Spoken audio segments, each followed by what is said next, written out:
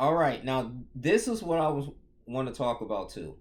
Made a video about this, the follow up information. They said David Depape, man who attacked Nancy Pelosi's husband, remember that with a hammer and everything, he was sentenced to life in prison without parole. He ain't never getting out. In San Francisco, the man who was sentenced to 30 years in federal prison for attacking the husband of former House Speaker Nancy Pelosi with a hammer in her California home was sentenced Tuesday to life in prison without the possibility of parole following a separate state trial.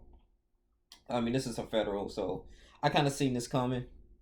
So yeah, he's punished to the full extent of the law. So a San Francisco jury in June found David DePape guilty of charges including aggravated kidnapping. This was like first degree burglary as well and false imprisonment of an elder.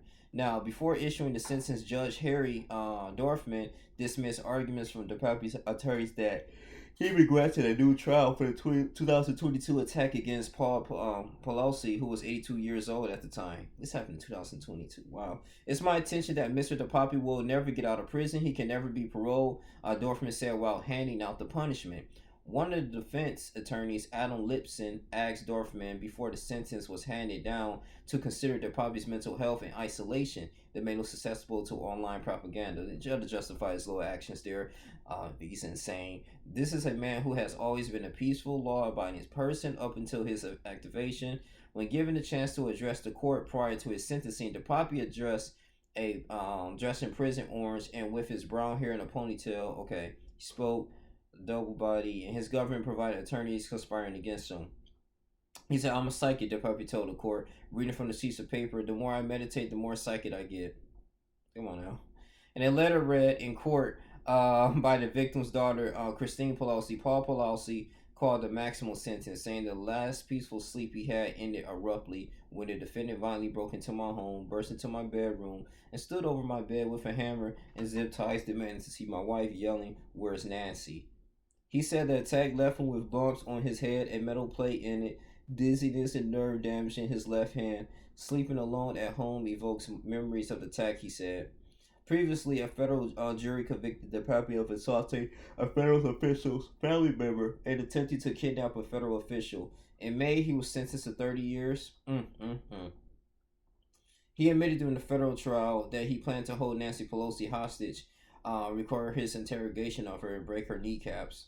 If she did not admit to the lies he said about the Russiagate, a reference to the investigation to the Russian interference in 2016 presidential campaign. Yeah, man. So, I mean, this is not a huge surprise to me. I mean, without parole, hey, this is what it is. This is a federal employee. I mean, she's been in the Speaker of the House for many, many years at the end of the day, man. So, for burglary, first degree burglary, man. And, yeah, I mean, this is, of course, assault, all of this, man. I mean, it was pretty much uncalled for at the end of the day. When I heard about this, I'm like, how did he even get inside their home? Like, he had to literally just strategically do this, at the end of the day. Know where it was at, their patterns, and yeah, and the false imprisonment thing, yeah, I mean, Paul Pelosi was pretty much defenseless. Older man, I mean, he could have literally lost his life, but yeah, the kidnapping, those are some serious charges, man. Aggravated kidnapping, false imprisonment, I mean, restricting his movement, and just coming to his home, first degree burglary. Like, so you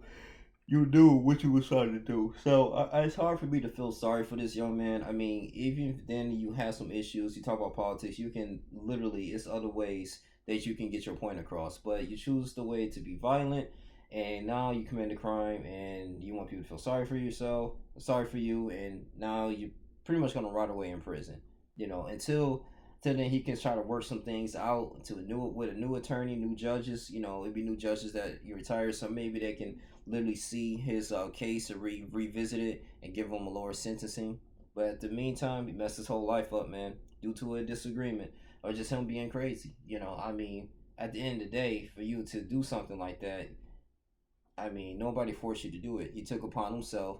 And what you was trying to do, what you trying to be victorious out of this, like what you get out of this at the end of the day. But now every time you get caught with a crime and you face the judge, now they want to break down and want the whole world to feel sorry for them. That's just not how that goes. But I just glad that I got the notification from this from Harper News. But yeah, we know his fate.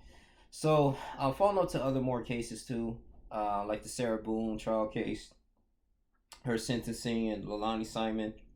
We're waiting for a sentencing sometime in December, I believe. But yeah, but you guys continue to like, comment, subscribe, share this video. That's all I really have to say. I love you guys. Thank you for the support. Till next time, I'm out.